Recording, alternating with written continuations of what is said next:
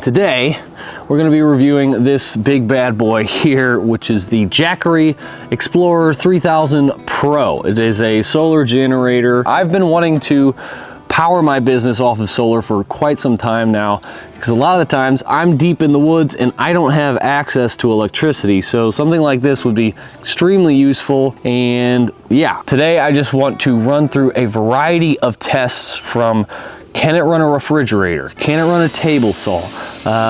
What is the charge rate on this thing? If I don't move my solar panels around on a semi-cloudy day with semi-tree coverage, how much charge do we get? Because I have a feeling a lot of us aren't going to be moving these panels around to keep it in line with the sun all day long. And we're probably also not in optimal, like, big open desert area. We probably have some tree coverage. So what kind of charge do we get? We'll do tests like that, and then we can kind of get an idea of what we can run on this thing daily. And if you're watching this thinking like I'm some guy that knows a bunch about generators, that's not the case. For me, what I just want to do for you guys is fill you in on my personal experience with this thing. What do I think are the pros and cons of the model? You know, what I think you should know before you buy it, and if you should buy it. So let's just start by testing this thing with a bunch of different applications and see what we can actually charge on this. Because when I first got it, I really wasn't sure. The microwave, oh, she turned on. Let's test it.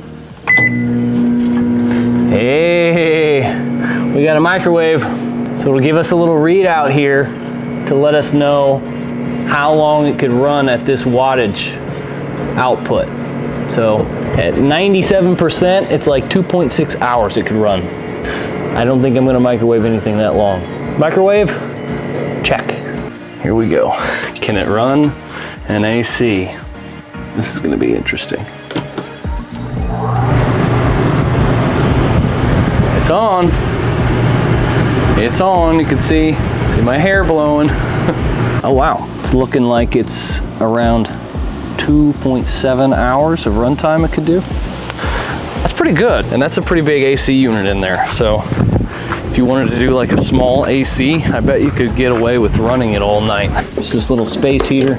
Dang, this thing sucks up the wattage. The heater is doing about 40 watts, and that's around 2 to 2.5 hours probably on a full charge.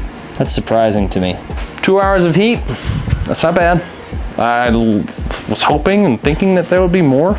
Got the Milwaukee Rapid Charge little battery charger here. 131, it's looking like it's gonna stay at. 18 to 19 hours of charging these batteries. So the 12 batteries, that's their biggest battery they have. They last forever. So if I can get around 8 charges off of one full charge on this generator, that works for me. That'll do the trick. So we got the table saw here. Let's see if it can run that. Here we go. I'd say you can run a table saw. Let's cut a piece of wood though and see if that makes that wattage jump. Okay, let's do it.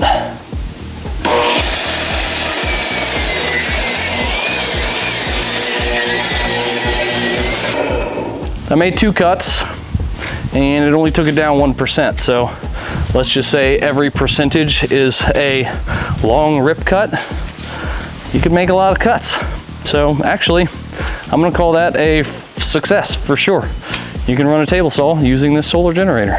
So if you just need a fan, and actually in a tent, I feel like that's all I need, that will run for 83 hours at 95%, which is insane. It's only 23 watts to run this fan. Okay, so that combination, the Apple TV and the TV, is 35 watts. So it's saying you could watch TV for about 60 hours straight if you really wanted to. So I'm gonna say if you had 100% battery, it looks like it would keep a refrigerator on for 14 hours. Phone's in. So at 86%, it looks like it would charge a phone for almost 100 hours. Okay, let's try a laptop. I'm sure all laptops are a little different. Okay, so this one is pulling 50 watts and it could charge it for around 62 hours, which is quite a lot. So I would say we've tested quite a wide range of things. Now I'm curious to get into what is the charge time on this if we charge it on a normal day, whether that's like partially cloudy or whatnot. So let's go set up the solar panels and see what we get. Okay, so what I'm gonna do right now is stick my solar panels on my tool trailer roof and see how much we charge this thing. Right now the generator is sitting at 0%, so I'll know exactly how much we charge within a day. And it's relatively not cloudy, so it's a good day to do it because it's realistic, right? 3 hours in, still no sunlight on it. Pretty cloudy day. Again, just trying to be realistic here. Most days you have no idea what it's going to be. Today it's cloudy, so we'll see at the end what it gets. But this is a test on a cloudy day, I suppose. Okay, it's the end of the day. We're getting 0 watts now. Sun's about to go down. So 29%. Man, I'd say like 2.5 hours of the day were actually sun filled. And you know, around 4 o'clock, 3:30, the tree line blots out the sun the rest of the day. So this area is probably, I mean, pretty realistic. Like most of us aren't gonna have a big massive field that we're sitting in every time we're using these. I have a feeling I'll get more than that on a normal day, but we're gonna run with that. After this day, I set the solar panels out again to charge the generator from a 0% charge. And even though we had a lot more sun on this day, I paid close attention, and I would say I still only got around 4 to 5 hours of sunlight on the panels. I'd say I am like giving you the bare minimum of what these things would normally get. I normally operate out in a field where I put my trailer, so my trailer probably gets normally 8+ hours of sunlight.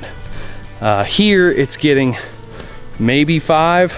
I think if you tried to optimize these things at all, whether that's, you know, setting them up on a tilt or just trying to get them in a more open area, you're gonna get really good results, probably ranging from, you know, 40 to 70% a day on a charge. I think we're getting really low results here, but I like this just because you know what you can get for sure.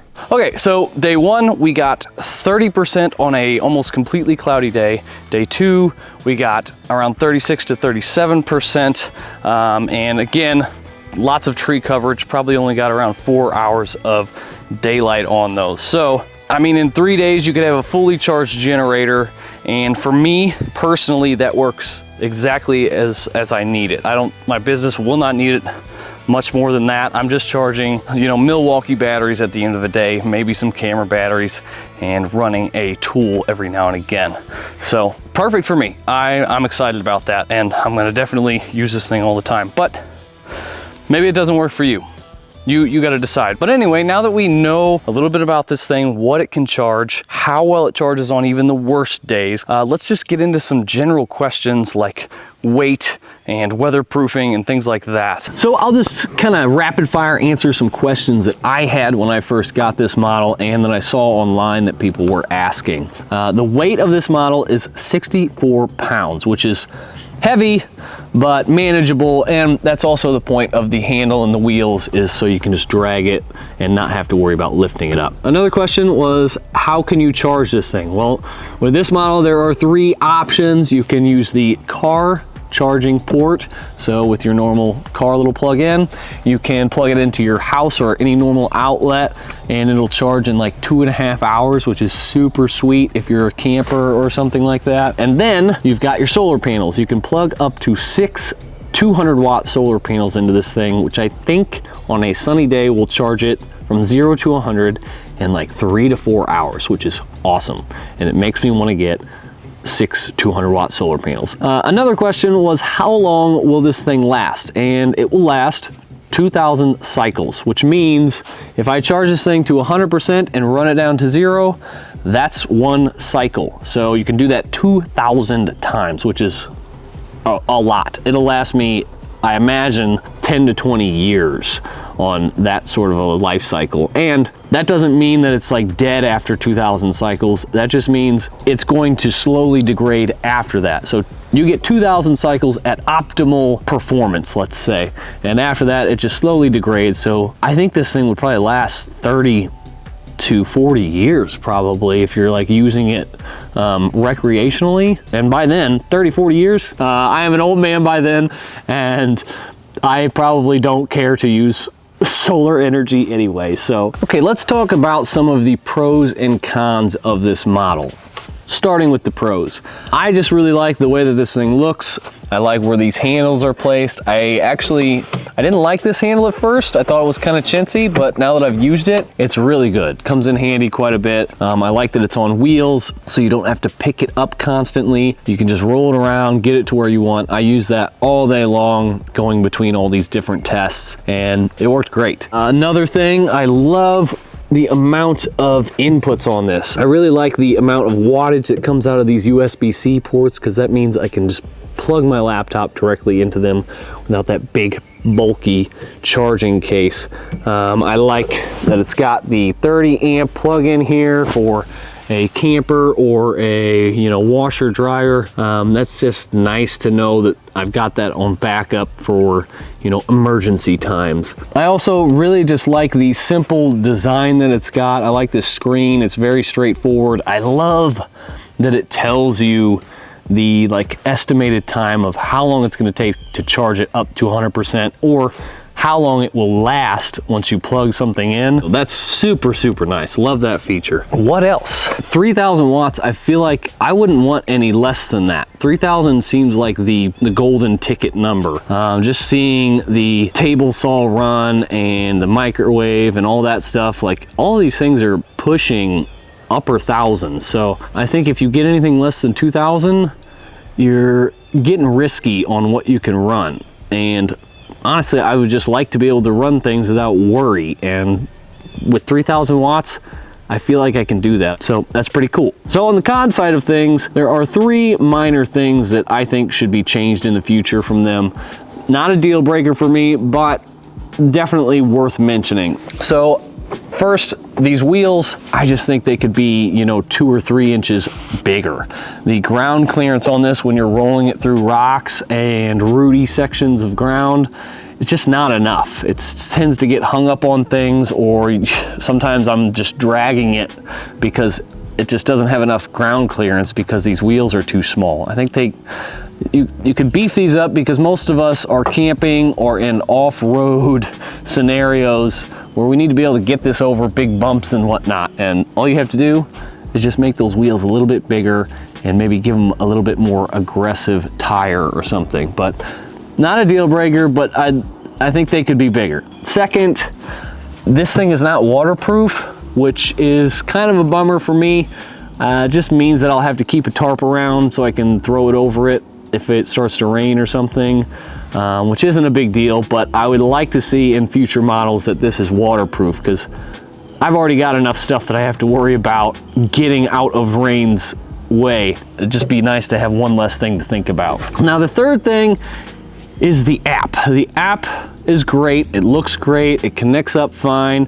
I like all the things that you can see in it. You can mess with the settings, and there's kind of some cool settings that I didn't realize that I could actually play with in there. Where the flaw comes in is you know, connect up to it, you turn your Bluetooth on there, you turn it on your phone, you're connected, whatever, you do your thing on there, and then 5 minutes later from inactivity, it will disconnect. It's fine, right? Well, no. You have to come back over here and turn the Bluetooth back on to reconnect your phone, which for me, that kind of renders it useless, because what I want out of that app is to be inside or wherever I am and turn my phone on and see what charge level we're at. I want to be down there working or something and like, okay, let me check and make sure that we're gonna have enough charge for tonight and whatnot, instead of walking all the way up to the generator and, you know, turning it on and looking. Doesn't do that.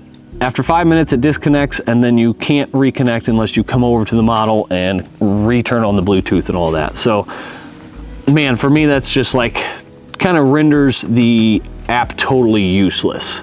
It's a great app. They put time into it, you can see, and it's got some cool features to it, but they just need to update it or something to where it doesn't disconnect that quickly or that easily, or update these to where that Bluetooth stays on so I can just connect anytime that I want to see. But that's, I mean, my main 3 gripes, just that app, the wheels, and the weatherproofing. Other than that, the model is solid. Like, I really like it. I highly recommend it. I think it's perfect.